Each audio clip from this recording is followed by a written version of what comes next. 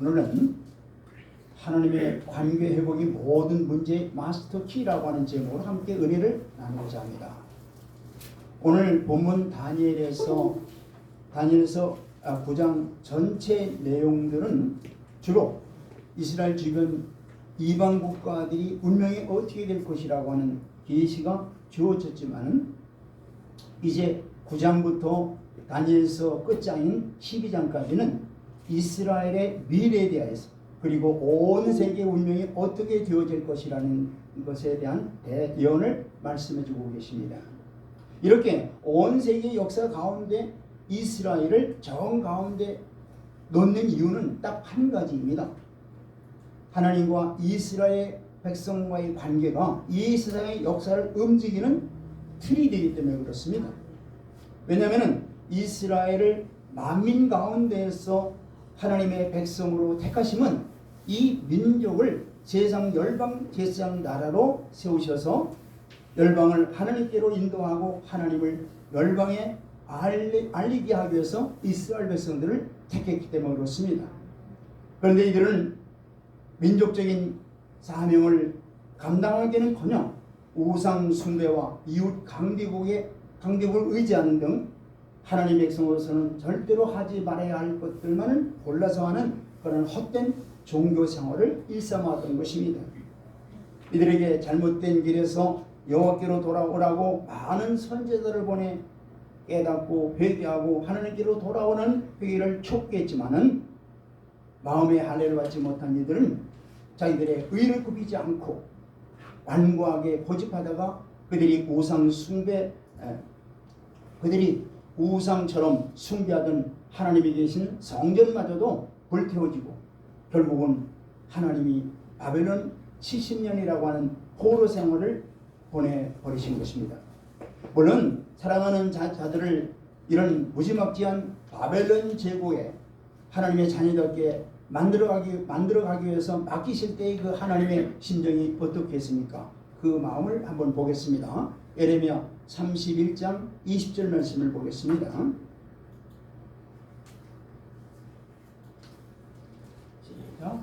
에브라임은 나의 사랑하는 아들 기뻐하는 자식이 아니냐. 내가 그를 책망하여 말할 때마다 깊이 생각하노라. 그러므로 그를 위하여 내 창자가 끊으니 내가 반드시 그를 불쌍히 여기리라. 여호와의 말씀입니다. 아멘. 이 말씀에서 보세요. 이스라엘 백성들이 하나님의 말씀에 불순종하고 그러니까 하나님은 결단을 내리시죠. 어때요? 그 이방인 중에서도 가장 악독한 그런 바벨론에 맡길 때 아버지의 마음이 어떠냐는 일이에요. 그걸 지금 말씀하는 거예요. 지금 하나님의 택한 백성들이 하나님의 뜻하시는 대로 살지 않고 자기 중심적으로 자기 뜻대로 고집하며 살아가는 이들에게 강대국 바벨론 제국에 맡겨서 그곳에서 하나님의 마음을 깨닫고 새로워져서 다시 하나님이 함께 하시는 약속의 땅으로 돌아오게 하기 위해서 이들에게 포로 생활을 허락하시는 하나님의 마음이 어떻게 했느냐는 거예요.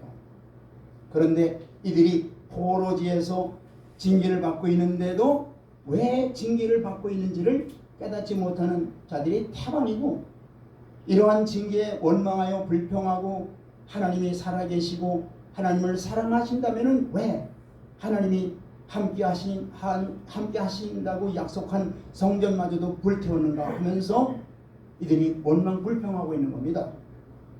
자기들의 죄를 조금도 깨닫지 못하고 회개를 하지 않았던 거예요. 이때 이들의 불순종을 성경은 이렇게 말씀하고 있습니다. 에스겔서 18장 2절 말씀을 보겠습니다. 에스겔서 18장 2절 시작. 너희가 이스라엘 땅에 관한 속담에 이르기를 아버지가 흰포도를 먹었으므로 그의 아들이 이가 시다고 하면 어찌 되느냐.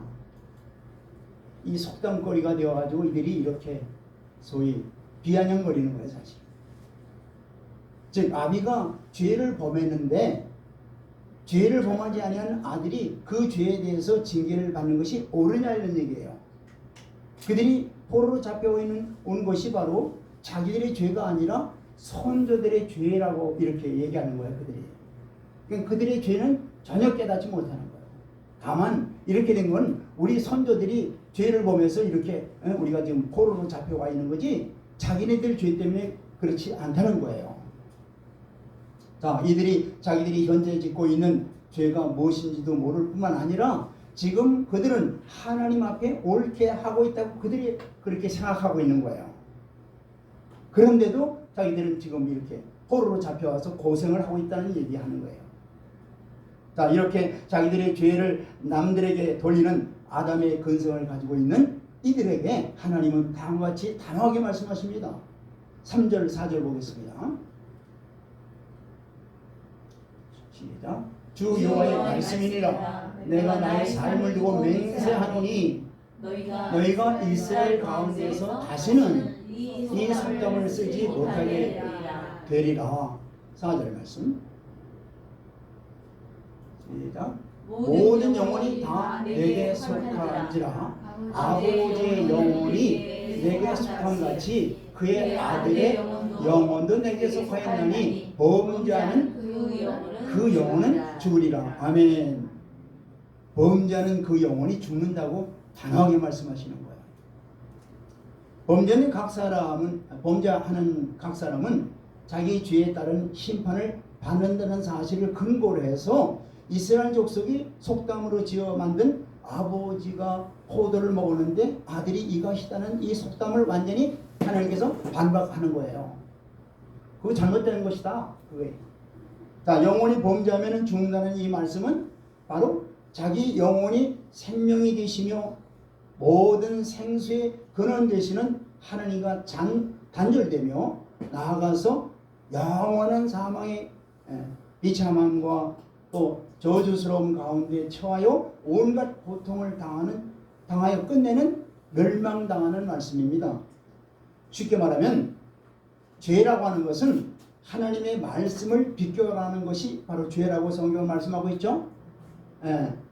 하나님이시며 하나님의 아들이신 메시아이신 예수 그리스도께서 말씀하시는 대로 순종하지 않고 곁길로 가면 그 영혼은 매마나 죽는다는 말씀을 하시는 거예요. 즉 생명주 되신 예수 그리스도께서 우리를 살리시려고 십자가까지 지시고 우리의 죄를 다 멸하시고 사망 권세까지 다 철폐하셨습니다. 그리고 우리를 하나님이 원하시는 분량에 이르기까지 그러한 믿음이 자라나게 하기 위해서 우리를 생명의 말씀으로 날마다 우리를 먹여나가시는 거예요. 그런데 우리가 주님이 말씀하시는 자기를 부인하라고 하셨는데 자기를 부인하지 않고 또 많은 사람이 택하여 가는 넓은 길로 가지 말라고 했는데 생명길인 좁은 길로 가라고 했는데 가지 않는 것. 그런데도 이러한 주님의 말씀을 비껴나가는 자기 소견대로 자기 뜻대로 나아가는 자들은 바로 죄를 짓는 것이요 그런 죄를 짓는 영혼은 반드시 죽는다는 말씀을 하나님께서 스스로 맹세하시면서 말씀하시는 거예요. 넓은 길로 가고 자기를 부인하지 않고 신앙생활을 해서 사문길로 가는 것이 누구의 탓도 아니고 자기가 그렇게 말씀에 불순종해서 택한 것이라는 얘기예요. 자기가 죄를 짓고 자기가 가는 길, 자기가 택해서 가는 길이란 얘기예요. 오직 자기와 그렇기 때문에 오직 자기와 하나님과의 1대1 관계만 성립된다는 얘기예요. 이제 다니엘은 자기 민족이 겪고 있는 바벨론 포로가 무엇 때문에 이루어진 것인가를 깨닫고 하나님 앞에 민족적인 죄를 품고 하나님 앞에 회개하기를 시작합니다. 그럴 때 자기 민족의 앞날까지 또 어떻게 될 것이며 또 세계 열방은 어떻게 될 것인가를 70일이라고 하는 그런 전일을 앞으로 전개될 그런 파로나마를 통해서 큰 응답을 받게 됩니다. 본문을 통해서 다니엘의 기도를 통해서 기도를 기도를 통해서 역사하시는 하나님이 어떤 하나님이신가, 또 하나님은 무엇을 하기를 우리에게 원하는가를 이 시간 이 다니엘의 기도를 통해서 우리가 한번 배워보기를 원합니다. 첫째, 하나님의 축복은 하나님을 사랑하고 그 계명을 지키는 자에게만 주어진다는 거예요. 4절, 오늘 본문 4절 볼까요? 시작. 네, 하나님 여호와께서 기도하며 자복하여 이르기를 크고 두려워할 주 하나님, 주를 사랑하고 주의 계명을 지키는 자를 위하여 언약을 지키시고 그에게 인자를 베푸시는 이시여. 아멘. 자, 먼저 다니엘의 이 기도의 대상을 누구로 삼고 있어요? 하나님으로 삼고 있죠. 다니엘은 확실하게 내가 기도를 하는데 누구한테 기도한다는 걸 확실히 아는 거예요. 그 하나님을 알았다는 얘기예요. 모든 피조물로부터 경외와 영광을 받으실 분은 오직 여호와 하나님 한 분이신데, 아멘. 바로 이스라엘 백성들은 선민으로서 하나님을 경외하지 않았다는 얘기예요. 바로 그래서 지금 포로로 잡혀가서 그 징계를 지금 받고 있다는 그것을 지금 말씀하고 있는 겁니다. 그리고 하나님은 그분이 하신 언약을 지키시는 분이며 또한 인자를 베푸시는 신실하신 하나님이시라는 것을 우리에게 말씀하고 있는 겁니다. 이건 부인할 수 없는 거예요.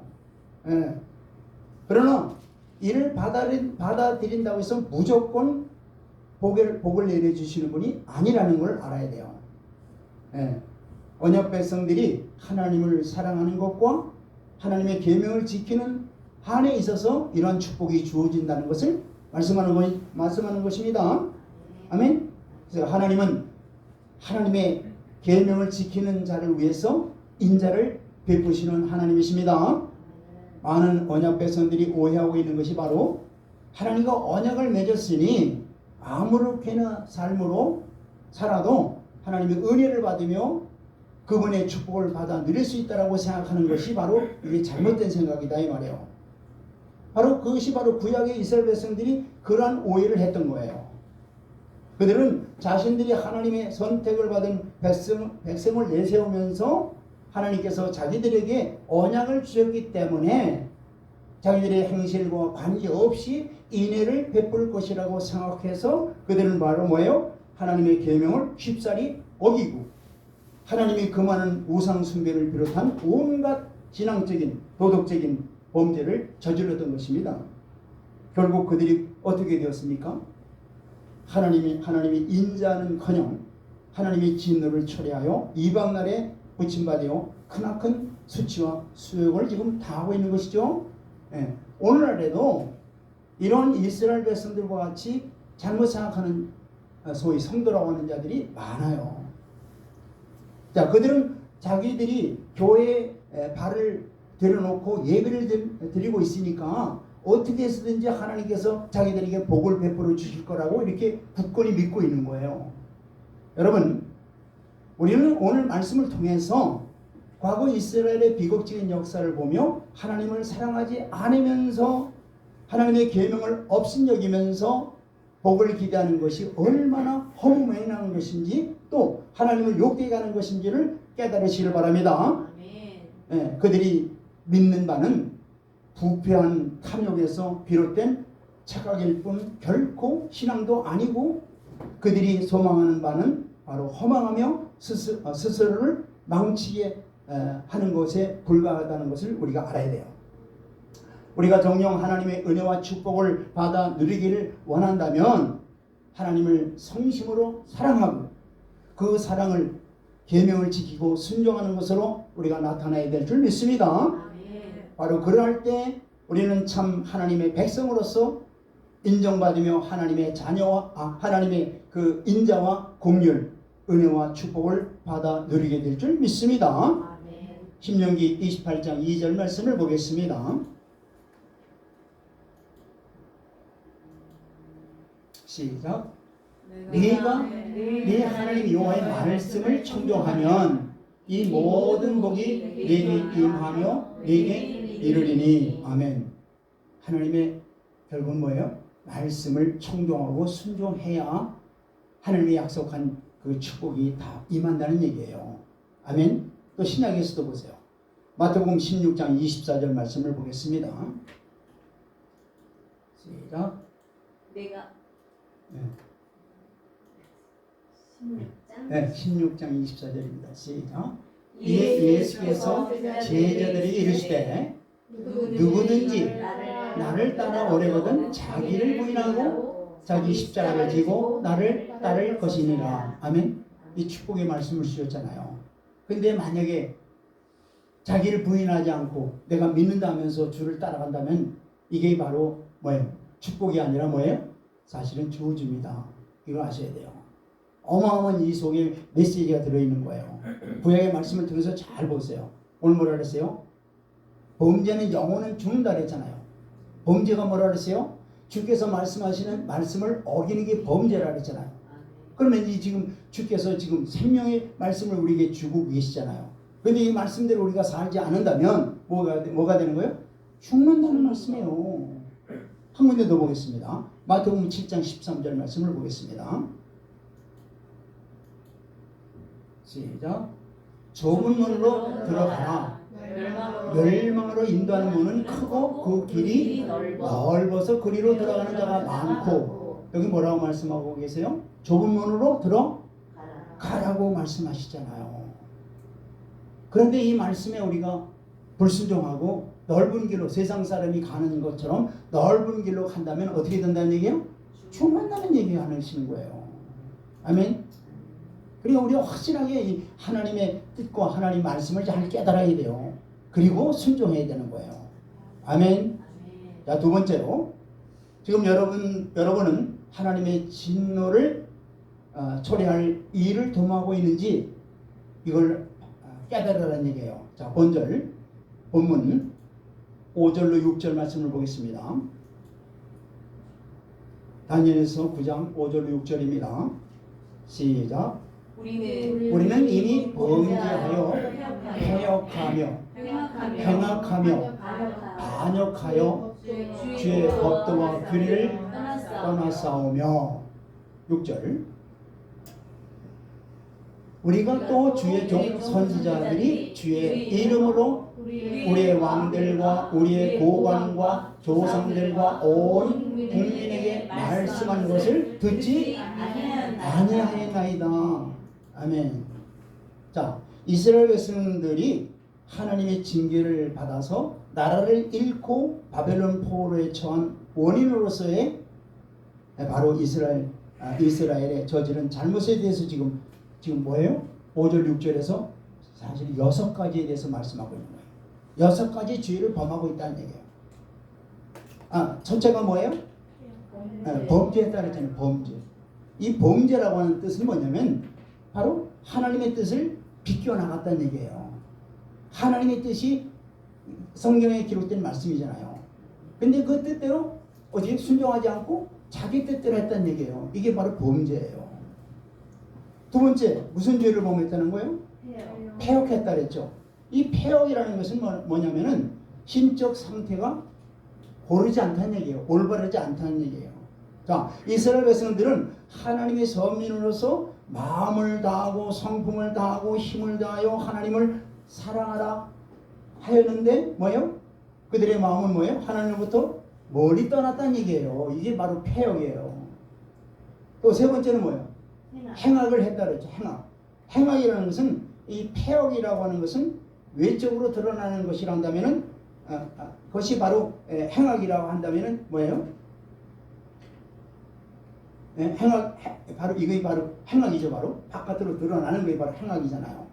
자, 이스라엘 백성들은 하나님을 거스리며 다른 사람을 괴롭게 하는 일까지도 서슴지 않고 했다는 얘기예요. 이게 바로 행악을 저지르는 일을 해낸 거예요.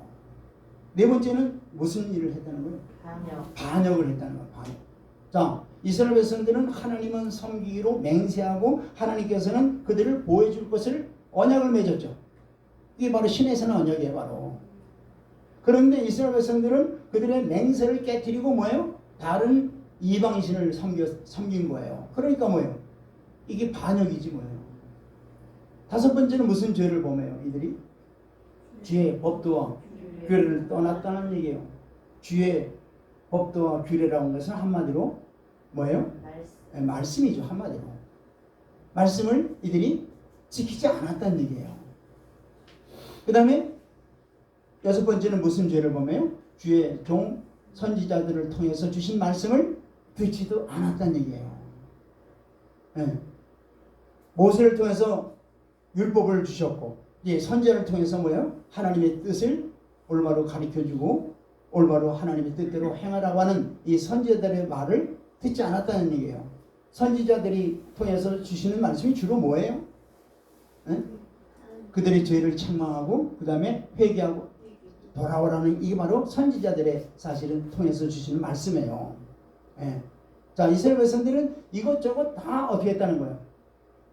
하나도 안 지켰다는 얘기예요. 그 중에 하나만 범해도 여섯 가지 중에서 하나만 범해도 하나님의 진노가 임할 텐데 이 여섯 가지를 다 범했으니 뭐예요? 그냥 바벨론 포로로 잡혀갈 수밖에 없는 거죠. 오늘 우리는 이 상을 통해서 죄가 무엇인지 하나님의 진노를 하나님을 진노케 하며 하나님의 징계를 초래하는 일들이 무엇인지를 오늘 이 5절로 6절 통해서 분명히 여러분들 알았을 겁니다. 예, 아멘. 그래서 하나님께서는 한결같이 이 공의로우시며 언제나 동일하신 분이시며 그 행사가 일정하시기 때문에 죄를 범한 그 구약의 선민 이스라엘을 징계하셨다면 오늘 우리에게도 동일하게 징계를 내리시는 하나님이시라는 걸 알아야 돼요. 아멘. 예. 그 구약의 하나님이 오늘 신약의 오늘 우리에게도 동일하게 하나님의 말씀을 적용시키는 하나님이시다 이 말이에요. 세 번째는 뭐냐? 고난의 자리에 있다면 어째서 그 같은 일이 닥치는지를 우리 스스로가 돌아봐야 된다는 얘기예요. 우리 7절로 10절 말씀 볼까요? 7절로 10절 다 같이 시작. 주여 공의는 주께로 돌아가고 수치는 우리 얼굴로 돌아옴이 오늘과 같아서 유다 사람들과 예루살렘 거민들과 이스라엘이 가까운 곳에 있는 자들이나 먼 곳에 있는 자들이나 다 주께서 쫓아내신 각국에서 수치를 당하였사오니 이는 그들이 주께 죄를 범하였습니다. 지금 그들이 뭐예요? 바벨론 포로에 잡혀와서 징계를 받고 있는 것이 바로 뭐냐? 뭐 때문에 그렇다는 얘기예요? 주께 죄를 범했기 때문에 그렇다는 얘기예요. 8절 시작. 주여 수치가 우리에게 돌아오고 우리의 왕들과 우리의 고관과 조상들에게 돌아온 것은 우리가 주께 범죄하였음이니이다. 많은 그러니까 이스라엘 온 백성들 왕에서부터 백성들이까지 모두가 다 지금 이렇게 고난을 겪고 있는 것은 다 뭐예요? 역시 주께 범죄를 했기 때문에 그렇다는 얘기예요. 9절 주 우리 하나님께서 긍휼과 용서하심이 있사오니 이는 우리가 주께 회역하였음이오며 그러니까 자복하는 거죠. 우리가 잘못했습니다 라고 자복하는 거예요. 네. 자 10절 시작. 우리 하나님 여호와의 목소리를 듣지 아니하며 여호와께서 그의 종 선지자들에게 부탁하여 우리 앞에 세우신 율법을 행하지 아니하였음이니이다. 아멘. 네. 한마디로 하나님의 말씀에 불순종했다는 얘기죠. 선지자를 통해서 들으라 돌아오라 돌아오라 회개하라 회개하라 하는데도 뭐예요? 듣지 않은 거예요. 결국은 범죄 주께 하나님의 말씀을 불순종하는 그런 죄를 범했다는 그것 때문에 지금 포로에 잡혀와 있다는 얘기예요. 11절 시작. 온 이스라엘이 주의 율법을 범하고 치우쳐가서 주의 목소리를 듣지 아니하였으므로 이 저주가 우리에게 내렸으되 곧 하나님의 종 모세의 율법에 기록된 맹세대로 되었사오니 이는 우리가 주께 범죄하였습니다. 자, 지금 7절로 11절까지가 결국 그 원인이 뭐라는 얘기예요? 한마디로 주께 범죄했다는 하였기 때문이라고 말씀하는 거예요. 다니엘이 만일 선민이 당하고 있는 고난과 수치의 원인을 분명하게 깨닫지 못하였다면 결코 바른 회개의 기도를 올리지 못했을 것이며 그의 기도는 결코 상달될 수 없었을 것입니다. 여러분, 인생을 살아가다 보면은 누구나 다 고난을 겪게 돼 있어요. 숨을 쉬고 있는 모든 인간들은 이 땅에서 살아가는 동안에 고난을 겪지 않은 인간들이 하나도 없습니다. 자, 그렇다면 우리가 문제가 부딪힐 때 문제는 원인이 있고 그 원인을 알아서 문제를 해결할 수 있는 거예요. 고난도 그 원인을 알아봐야 되는 거예요. 왜 내가 이런 고난을 겪고 있는가? 분명히 알아봐야 되는 거예요. 우리 성도들에게 찾아온 고난은 그 지적인 동기가 바로 무엇이든지 그 원인은 딱 세 가지예요. 하나는 뭐냐? 다시 말해서 하나님의 자녀된 것을 시기하는 게 누가 시기해요? 사탄이 시기하는 거예요. 그러니까 사탄의 시기로 인해서 바로 우리 믿는 하나님의 자녀들에게 고난이 찾아온다는 사실을 알아야 돼요. 그럼 이때는 어떻게 될까요? 이때는 역시 인내하면서 하나님의 도우심을 구해야 되는 거예요. 둘째는 뭐예요? 자기 연단을 위해서 하나님께서 하나님의 섭리로 말미암아 오는 뭐예요? 고난이 있다는 걸 또 알아야 돼요. 이때 역시 뭐예요? 우리는 인내하면서 신앙의 인품의 도약을 위해서 힘쓰면서 연단하며 연단에 넘어서 하나님께서 저와 여러분들에게 하시고자 하는 그 경건과 또 성결한 인격으로 우리를 만들기 위한 하나의 하나님의 계획하시겠다는 것을 알고 역시 인내하면서 믿음으로 순종해 나가야 될 줄 믿습니다. 마지막에는 뭐냐? 어떤 문제로 인해서 우리가 고난을 겪느냐? 죄에 대한 하나님의 징계로 말미암아 고난의 자리에 들어가게 돼요. 그때는 뭐예요? 가장 먼저 해야 될 건 뭐예요? 하나님 앞에 엎드려서 회개하는 길밖에 없는 거예요. 하나님의 긍휼을 베풀어 달라고 간절히 간구하는 것밖에 없는 거예요. 자, 위기와 어려움, 고난 가운데서 이처럼 지혜롭게 바르게 대처할 수 있다면 저와 여러분의 신앙과 또 삶은 또한 더욱더 견고하게 서리라 믿습니다. 이것을 그래서 영적으로 항상 우리는 깨어 있어야 되는 거예요. 이 고난이 어디서 왔는지 이거를 찾아내야 돼요. 그리고 그것을 위해서 간절히 기도해야 되는 거예요. 아멘. 네 번째는 뭐냐? 하나님의 약속은 그것이 축복이든지 저주이든지 정확하게 이루어진다는 거예요. 한번 11절 볼까요? 본문 11절 시작. 온 이스라엘 다니엘 맞습니다. 온 이스라엘의 주의 율법을 범하고 치우쳐 가서 주의 목소리를 듣지 아니하였으므로 이 저주가 우리에게 내렸으되 곧 하나님의 종 모세의 율법에 기록된 맹세대로 되었사오니 이는 우리가 주께 범죄하였음이니이다. 아멘. 자, 여기서 모세의 율법에 기록된 맹세란 뭘 말할까요? 10계명. 정확히 10계명보다도 모세 율법 중에 뭐예요? 신명기의 말씀입니다. 볼까요? 신명기 28장 58절 보면은 거기에 말씀이 나옵니다. 자, 신명기 28장 58절 볼까요? 시작. 네가 만일 이 책에 기록한 이 율법의 모든 말씀을 지켜 행하지 아니하고 내 하나님 여호와라 하는 영화롭고 두려운 이름을 경외하지 아니하면 그 다음에 63절 보겠습니다.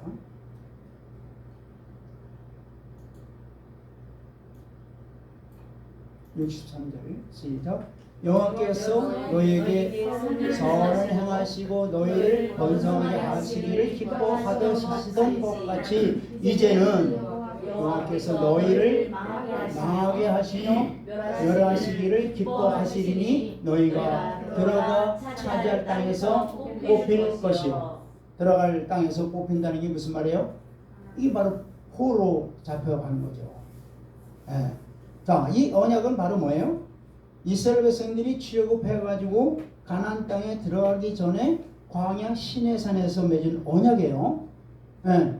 이들이 가나안에 들어가서 이제 하나님만 섬기고 오직 하나님의 뜻대로만 순종해야 될 텐데 이들이 가서 뭐예요?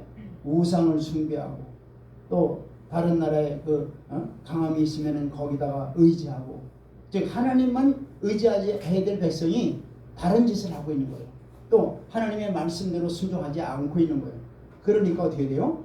그러니까 이 약속하는 말씀대로, 예언한 말씀대로 지금 이 예언이 지금 바벨론 포로 잡힐 시점에서 지금 시내산 언약이 맺을 때까지 그 언약이 언제 이 언약이 맺어졌냐면 900년 전에 맺어진 거예요. 이게 900년 전에 맺은 언약이 이때 와서 지금 그대로 언약이 성취되는 거예요. 말씀대로 행하지 않으니까 이 언약대로 어떻게 돼요? 그대로 성취되는 거예요. 자, 이걸 통해서 우리가 알 수 있는 건 하나님의 말씀이 축복이든지 저주든지 그 말씀대로 이루어진다는 사실을 우리가 깨달아야 됩니다. 아멘. 그래서 축복의 말씀이 우리의 삶 속에 구현되도록 순종의 삶을 사는 것은 물론 다른 한편으로 저주의 말씀이 떠나도록 불순종하는 것을 경계하는 삶을 살아야 되는 거예요. 그러니까 불순종하지 말아야 된다는 얘기죠. 이 사실을 결코 이해서는 안 되며 오직 축복 가운데서 거하기 위해서는 오직 하나님의 말씀만을 순종하는 길을 걷기를 주의 이름으로 축원드립니다. 아멘. 오직 주의 말씀에 순종하는 삶을 살기를 다시 한번 주의 이름으로 축원드립니다. 그 다음에 다섯 번째는 말씀에 굳건히 설 때의 문제에 대한 참된 해결을 볼 수 있다는 얘기예요. 말씀에 굳건히 설 때. 자, 11절 다시 한번 볼까요? 11절 다시 보겠습니다. 11절 시작.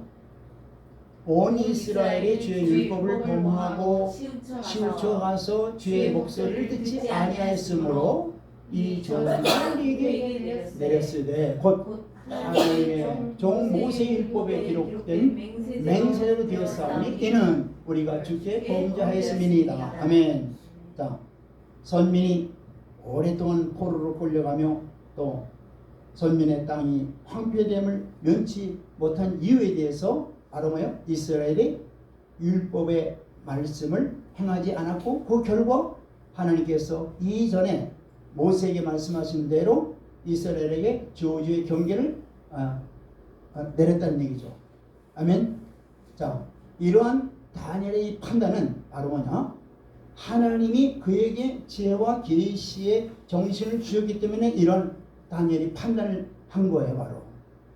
그리고 이런 판단은 하나님의 말씀을 바르게 깨달아 알며 또 그 말씀에 입각해서 그 자신의 삶을 바로 세우자 하는 그 노력 때문에 바로 다니엘을 통해서 이 말씀을 주시는 거예요.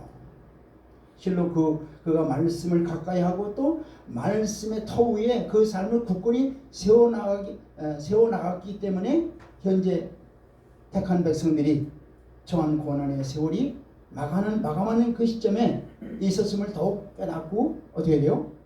첫째, 하나님께 나가서 회개 기도하는 거예요. 다니엘이 바로 평상시에 하나님의 말씀을 옳게 깨달았다는 얘기예요. 말씀을 사모하며 말씀을 올바로 깨달아 그 깨달은 말씀대로 이스라엘 백성들이 지금 겪고 있는 이 문제가 바로 주의 말씀대로 순종하지 않은 결과가 이렇다는 것을 결론을 내는 거예요. 바로 뭐요? 다니엘이. 자, 그러므로 우리도 항상 말씀을 가까이 하며 범사를 말씀으로 판단하고 말씀에 입각해서 그 해결책을 구하시길 바랍니다. 우리가 어떤 어려움에 처했다 하더라도 그 말씀은 우리로 생명길이 되고 축복의 길이 어디서 있는지를 우리에게 가르쳐 주는 거예요. 그 길이 바로 그 길로 우리를 인도해 주시는 거예요. 생명길밖에 없는 거예요. 하나님의 생명의 말씀밖에 없다는 얘기예요. 그래서 잠언서 6장 22절로 23절에 이렇게 말씀하시는 거예요. 여러분들 말씀을 깨닫고 말씀을 떠나지 마시길 바랍니다. 그 말씀대로 순종하시길 바랍니다. 자, 시작. 그것이 내게 다닐 때에 너를 인도하며 내가 잘 때에 너를 보호하며 내가 깰 때에 너와 더불어 말하리니. 그것은 뭐예요? 말씀. 아멘. 하나님의 말씀이 주야로 뭐예요? 하나님의 자녀들에게 함께 한다는 얘기예요. 인도해 준다는 얘기예요. 아멘. 23절 시작. 대저 명령은 등불이요 법은 빛이요 훈계의 책망은 곧 생명의 길입니다. 아멘. 하나님의 말씀은 생명인 거예요. 생명의 말씀을 부지런히 구하고 찾고 순종하시기 바랍니다. 그럴 때 놀라운 여러분들의 삶 속에 생명의 역사가 이루어질 줄 믿습니다. 여섯 번째는 진실한 회개는 그에 합당한 실제적인 변화가 이루어져야 된다는 얘기예요. 13절 볼까요? 본문. 우리가 진정으로 회개했다면 거기에 대한 합당한 뭐에 열매가 주어져야 이게 진정한 회개라는 얘기예요. 자 보세요. 13절 시작. 모세율법에 기록한 대로 이 모든 재앙이 이미 우리에게 내렸사오나 우리는 우리의 죄악을 떠나고 주의 진리를 깨달아 우리 하나님 여호와의 얼굴을 기쁘게 하지 아니하였나이다. 하나님의 말씀대로 행하지 아니했다는 얘기죠. 그럼 그 반대로 행하였다면 어떻게 했다는 것이 나오죠. 회개. 그렇지. 회개에서 합당한 열매가 있어야 된다는 그걸 말씀하시는 거예요 지금. 네. 자, 하나님께서는 모세율법에 기록한 모든 재앙을 이스라엘 위에 쏟아 부으셨죠. 그 이유가 뭐예요? 그것은 바로 이스라엘이 범죄했기 때문에, 또한 그러한 재앙의 궁극적인 목적은 뭘까요? 범죄를 했는데 그래서 하나님께서 재앙을 내리셨어요. 그러면 그 재앙을 내리는 목적이 뭐예요? 그렇죠. 회개에 합당한 열매를 맺기 위해서 그렇게 징계를 내리시는 거예요. 자, 그런데 이스라엘 백성들은 그 재앙을 당했을 때 어떻게 했어요? 네, 그렇죠. 그들은 재앙을 당하고도 재앙을 불러온 자신들의 죄를 회개하지 않고 오히려 원망한 거예요, 바로. 그래서 참된 회개라고 하는 게 뭐냐면은 죄악에서 떠나는 거예요. 회개에서 가장 중요한 것은 이것을 죄라고 알았으면은 어떻게 돼요? 즉시 그 죄를 떠나는 게 바로 이게 참된 회개라는 거예요. 아무리 죄를 자백하고 용서를 구한다고 해도 죄에서 떠나지 아니하면 그것은 회개라고 할 수 없는 거예요. 그냥 뉘우침뿐이죠. 또한 참된 회개라고 하는 건 뭐냐?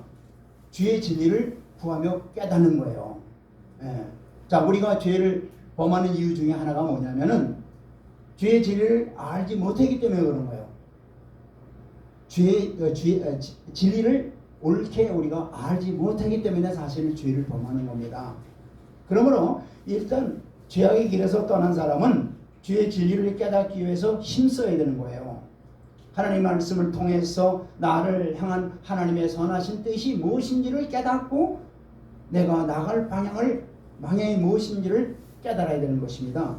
진리를 사모하며 진리를 따라 행해 나가야 되는 거예요. 또한 마지막으로 이 참된 회개라고 하는 게 뭐냐? 하나님 여호와의 얼굴을 기쁘게 해드리는 거예요. 아까 조금 전에 말씀에서 뭐라 그랬어요? 우리가 여호와의 얼굴을 기쁘게 하지 않아야 그랬잖아요.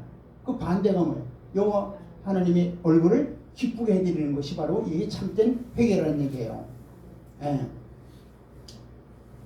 이러한 변화는 회개의 완성과 아울러 죄 용서의 궁극적인 목표를 할 수 있는 거예요. 그러므로 진정한 회개에 이르기를 원하는 자, 사죄의 은혜를 갈망하는 자는 궁극적으로 그리고 적극적으로 하나님을 기쁘게 해드리는 삶을 살아드려야 되는 것입니다. 여러분이 버려야 할 죄를 버리고 떠나야 할 죄를 즉시 떠나시길 바랍니다. 그리고 항상 하나님의 말씀을 가까이 하면서 궁극적으로 하나님을 기쁘게 해드리는 하나님의 복된 자녀들이 되기를 주의 이름으로 축원드립니다. 그럴 때 하나님이 기뻐하시는 거예요. 아멘. 그 다음에 7번째는 과거 자기 백성들을 구원하신 하나님은 우리를 구원 또는 완성하실 거예요. 과거에 구원하신 그 하나님이 앞으로도 우리를 구원하실 것을 말씀하시는 거예요. 자, 15절 보세요. 보면 15절 시작. 강한 손으로 주의 백성을 애굽 땅에서 인도하여 내시고 오늘과 같이 명성 얻으신 우리 주 하나님이시여 우리는 범죄하였고 악을 행하였나이다. 하나님께서는 이스라엘을 어디서 건져냈죠? 예, 그렇죠. 그 풀무라 일컫는 아주 혹독한 고난이 가득 찬 그러한 애굽 땅에서 이들을 구원하시기 위해서 구원자 바로 모세를 그곳에 보내시고 그 땅에서 10가지 재앙을 내리시면서 또 홍해를 가르시면서 기적을 베푸시면서 그들을 구원하신 거예요. 자, 이스라엘 백성들의 이 출애굽 사건은 하나님으로 하여금 바로 전능하신 분이시고 언약을 지키시는 신실하신 분이시고 살아계셔서 자기 백성들과 함께 하신다는 이 하나님의 이 그 명성을 온 세계에 알리는 아주 큰 사건이 바로 출애굽 사건입니다. 여러분, 다니엘이 여기서 이처럼 하나님께서 출애굽 사건을 통해서 명성을 얻으신 분으로 언급하는 이유가 뭐예요? 바로 네, 그렇죠. 이미 출애굽 사건을 통하여 자기 백성들을 구원하시기에 충분한 능력과 언약의 신실성을 인정받으신 하나님께서 또한 그 능력과 신실성으로 바벨론 포로에 잡혀있는 이들까지도 이제 어떻게 돼요? 건져내실 것을 믿고 기도하는 거예요. 할렐루야. 자, 그래서 다니엘의 간구의 의도대로 바벨론 포로에서 해방시켜서 본토로 돌아오게 하심으로써 바로 당신의 놀라운 능력과 언약의 신실하심을 다시 한번 보여주셨습니다. 그래야 하나님의 그 명성도 온 세계에 떨치게 된 거예요. 자, 세상에서는 여전히 하나님을 부정하는 자들이 다수를 차지하고 있습니다. 그들은 지금도 하나님이 어디 계시냐, 하나님이 계시면 이 세상이 이렇게 될 수 있느냐 하면서 비아냥거리면서 하나님을 무시하고 있습니다. 그러나 여러분, 과거 이스라엘을 애굽과 바벨론에서 구원하신 하나님께서는 지금도 우리 중에서 끊임없이 구원을 이루어 가시고 또 앞으로도 구원을 계속 이루어 가시는 살아계신 하나님인 것을 믿으시길 바랍니다. 그리고 필경은 우리를 죄와 사탄의 억압에서 완전히 해방시켜 약속하신 대로 영원한 하나님 나라로 우리를 인도해 주시리라 믿습니다. 8번째로 이전에 베푸신 은혜를 기억만 해도 능히 우리가 죄를 멀리할 수 있게 되는 거예요. 자, 15절 다시 한번 볼까요? 15절 다시 읽어보세요. 시작. 강한 손으로 주의 백성을 애굽 땅에서 인도하여 내시고 오늘과 같이 명성을 얻으신 우리 주 하나님이여 우리는 범죄하였고 악을 행하였나이다. 자, 이들이 출애굽의 그런 큰 은총으로 구원을 받았건만은 이를 망각하고 지금 그들의 죄악으로 말미암아 지금 어디에 가 있는 거예요? 바벨론 포로로 잡혀가 있는 거예요. 자, 이들이 하나님께서 베푸신 크신 구원, 크신 은혜를 제대로 기억하고 있었더라면 거룩하신 하나님 앞에 온갖 죄와 악을 행하며 이를 고집하며 살지는 않았을 것입니다. 실제적으로 이들 선민들은 하나님의 은혜를 기억하지도 않으며 다 잊어버렸다고 성경은 이렇게 그들의 그 신앙을 이렇게 평가하고 있습니다. 볼까요? 이사야 1장 2절로 3절을 보시길 바랍니다. 이사야 1장 2절로 3절 시작. 하늘이여 들으라, 땅이여 귀를 기울이라. 여호와께서 말씀하시기를 내가 자식을 양육하였거늘 그들이 나를 거역하였도다. 지금 뭐예요? 이스라엘 백성들을 지금 하나님의 자녀로 삼으신 것은 바로 애굽의 종살이에서 그들을 건져내서 이제는 너는 나의 장자라 이렇게 말씀하시잖아요. 네? 자, 3절. 그런데 소는 그 임자를 알고 나귀는 그 주인의 구유를 알고만 이스라엘은 알지 못하고 나의 백성은 깨닫지 못하는도다 하였었도다. 그러니까 뭐예요? 소나 양에 지금 비유하고 있잖아요. 소나 양들은 주인이 먹을거리를 주면은 벌써 따라오고 그냥 꼬리를 흔들고 막 기뻐하잖아요. 짐승들도 자기 주인을 아는데 나의 백성 이스라엘 백성들은 나의 그 사랑을 나를 알지 못하는 짐승봐도 못한 자들이라 이렇게 말씀하는 거죠. 왜 그랬을까요? 이들이 하나님의 구원의 은총을 새까맣게 잊어버렸다는 얘기예요. 자, 우리는 이 죄악된 세상에서 구원해 주시고 우리를 늘 세상 끝날까지 함께 하신다고 약속하고 우리와 늘 동행하시는 하나님의 은혜를 잊지 말고 이 죄악된 세상을 주님만 의지하며 주만 바라보며 주님이 주신 약속의 말씀에 순종하면서 따라 나가야 될 줄 믿습니다. 그것이 바로 복받는 길이에요. 아멘. 이제 마지막으로 자, 인생의 모든 문제는 하나님의 관계에서 관계가 어긋난 데서 비롯된다는 모든 인간의 문제들은 하나님과의 관계가 어그러질 때 이루어진다는 얘기예요. 나타난다는 거예요. 보세요. 16절로 18절 보시기 바랍니다. 16절로 18절 시작. 주여 구하옵나니 주는 주의 공의를 따라 주의 분노를 주의 성 예루살렘 주의 거룩한 산에서 떠나게 하옵소서. 이는 우리의 죄와 우리 조상들의 죄악으로 말미암아 예루살렘과 주의 백성이 사면에서 있는 자들에게 수치를 당함이니이다. 17절. 그러하온즉 우리 하나님이여 지금 주의 종의 기도와 간구를 들으시고 주를 위하여 주의 얼굴빛을 주의 황폐한 성소에 비추소옵소서. 18절. 시작. 나의 하나님이여 귀를 기울이시오 들으시며 눈을 떠서 우리 황폐한 상황과 주의 이름으로 일컫는 성을 보시옵소서. 우리가 주 앞에 간구하옵는 것은 우리의 공의를 의지하는 것이 아니요 주의 큰 공의를 의지하여 함이니이다. 아멘. 여러분, 지금 다니엘이 이 간구의 특징은 뭐예요? 하나님과 하나님의 백성 사이에 즉 이스라엘 관계를 정상화해달라는 얘기예요. 바로 어그러졌으니까 우리 백성들이 하나님을 옳게 좀 알게 해달라고 이렇게 간구하는 거예요. 바로 관계가 지금 어그러져서 지금 이런 모든 것이 지금 이렇게 엉망이 됐다는 얘기죠. 한마디로 말해서. 물론 하나님과 이스라엘 관계가 깨어진 것은 바로 뭐예요? 전적으로 이스라엘 백성들의 죄 때문에 그런 거예요. 그래서 다니엘의 기도 내용의 절반은 다 뭐예요? 회개와 관련된 내용뿐입니다. 자, 이스라엘이 당면된 문제가 바로 다른 것이 아니라 바로 하나님과의 그릇된 관계에서 비롯됐다는 것을 성경은 말씀하고 있는 거예요.